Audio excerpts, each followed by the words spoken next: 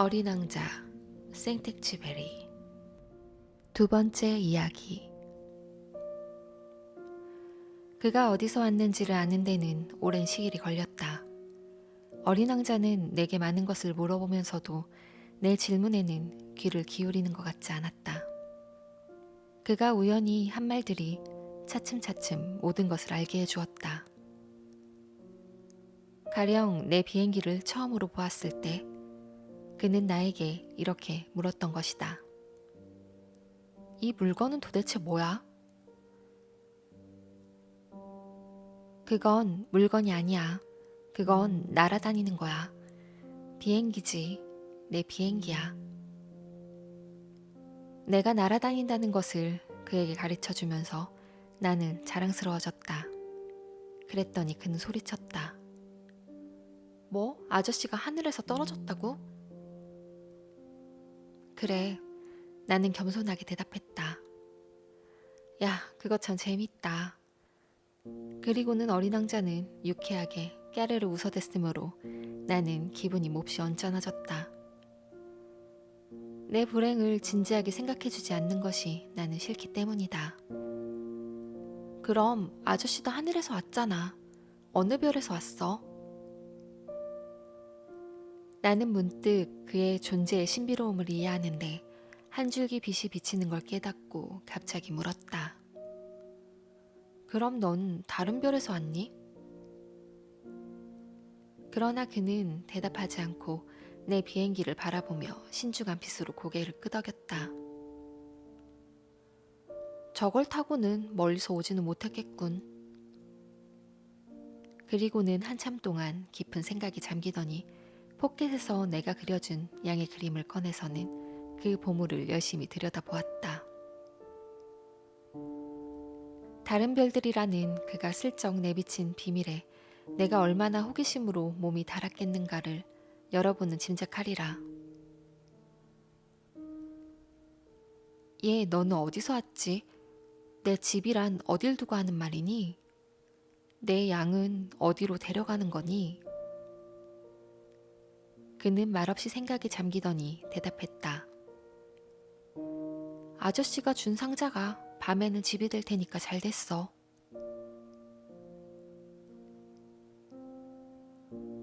그렇고 말고, 그리고 내가 착하기만 하면 밤에 양을 메어놓을 수 있는 고삐를 줄게. 말뚝도 주고. 그 제안은 어린 왕자를 몹시 놀라게 한 듯했다. 메놓다니? 참 이상한 생각이네. 하지만 메놓지 않으면 아무데나 가서 길을 잃어버릴 수도 있을 텐데. 그러자 내 친구는 다시 까르르 웃음을 터뜨렸다. 아니, 가긴 어디로 가. 어디든지 곧장 앞으로. 그랬더니 어린 왕자는 진지한 빛으로 말했다. 괜찮아. 내가 사는 곳은 아주 작으니까. 그리고는 조금 서글픈 기분이 들었는지 다시 덧붙였다. 앞으로 곧장 가도 멀리 갈 수가 없는 걸. 나는 이렇게 해서 아주 중요한 두 번째 사실을 알게 되었다. 그것은 그가 사는 별이 집 한 채보다 클까 말까 하다는 것이다. 그것은 나에게 놀라운 일은 아니었다. 지구, 목성, 화성, 금성과 같이 사람들이 이름을 붙여놓은 커다란 떠돌이별들 말고도 수백 개의 다른 떠돌이별들이 있는데 어떤 것은 너무도 작아서 망원경으로 잡히기 힘들 정도라는 것을 나는 잘 알고 있었던 것이다. 천문학자가 그런 별을 발견하면 이름 대신 번호를 매겨준다. 이를테면 소옥성 3251호라는 식으로 부르는 것이다. 나는 어린 왕자가 살던 별이 소옥성 B612호라고 믿을 만한 상당한 근거를 가지고 있다.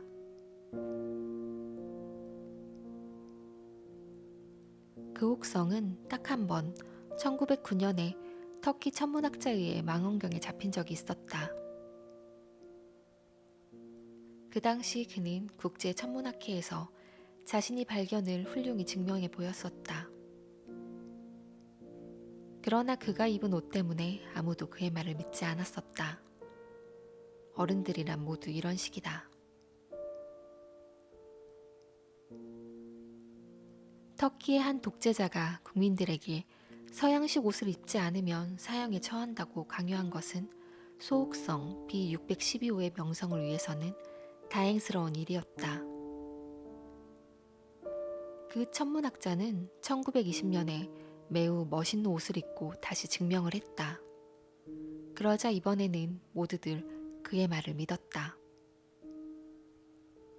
내가 소옥성 B612호에 관해 이렇게 자세히 이야기하고 그 번호까지 일러주는 것은 어른들 때문이다.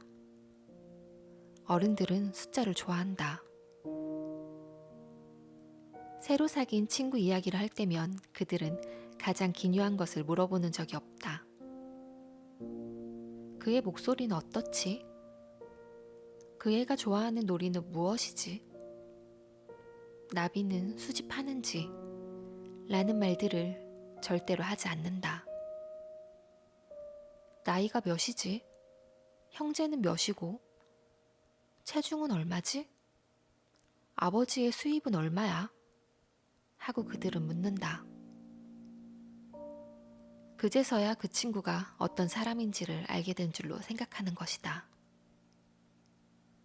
만약 어른들에게 창턱에서는 제라늄 화분이 있고 지붕에는 비둘기가 있는 분홍빛의 벽돌집을 보았어요 라고 말하면 그들은 그 집이 어떤 집인지 상상하지 못한다.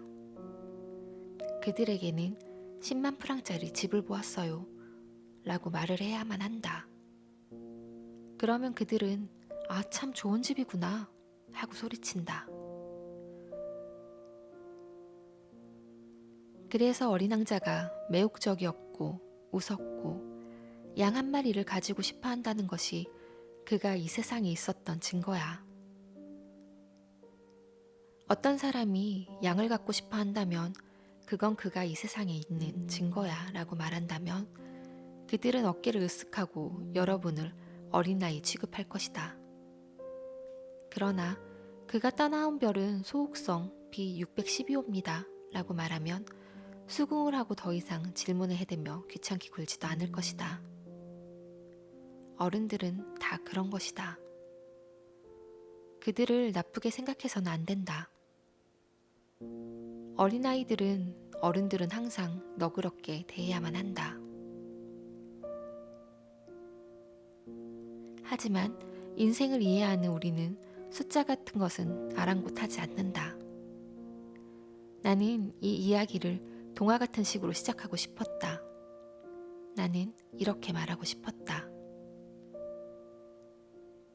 옛날에 저보다 좀 클까 말까한 별에 살고 있는 어린 왕자가 있었는데 그는 친구를 가지고 싶었습니다.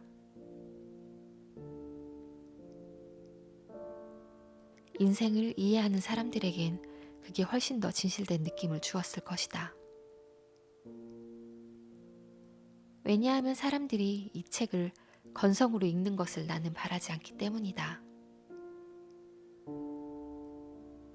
이 추억을 이야기하면서 나는 깊은 슬픔을 느낀다. 내 친구가 그의 양과 함께 떠나가 버린 지도 벌써 6해가 된다. 내가 여기서 그를 묘사해 보려 애쓰는 것은 그를 잊지 않기 위해서다. 한 사람의 친구를 잊는다는 것은 슬픈 일이니까. 누구나 다 친구를 가져보는 것은 아니다. 그를 잊는다면 나도 숫자밖에는 흥미가 없는 어른들과 같은 사람이 될지도 모른다. 내가 그림 물감 한 상자와 연필을 산 것은 이런 까닭에서였다. 6살 적에 속이 보이거나 보이지 않는 보화뱀 위에에는 그려본 일이 없는 사람이 이 나이에 다시 그림을 그린다는 것은 정말 힘든 노릇이다. 물론 되도록 실물에 가까운 초상화를 그려보려고 노력하겠다.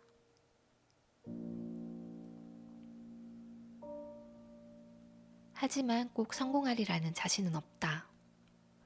어떤 그림은 괜찮은데 또 어떤 그림은 닮지를 않았다. 키에 있어서도 조금씩 틀리고는 한다. 여기서는 어린 왕자가 너무 크고 저기선 너무 작다.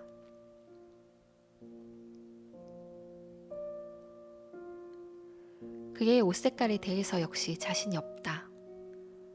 그래서 나는 이렇게 저렇게 더듬더듬 그려본다. 보다 중요한 어떤 부분을 잘못 그릴지도 모른다. 하지만 그것은 용서해 주어야 한다. 내 친구는 설명을 해준 적이 없었기 때문이다. 내가 자기와 비슷하다고 생각하는 것일지도 모르겠다. 그러나 불행히도 나는 상자 안쪽에 있는 양을 볼 줄 모르는 것이다. 나도 조금은 어른들과 비슷할지도 모를 일이다. 아마 늙은 모양이다.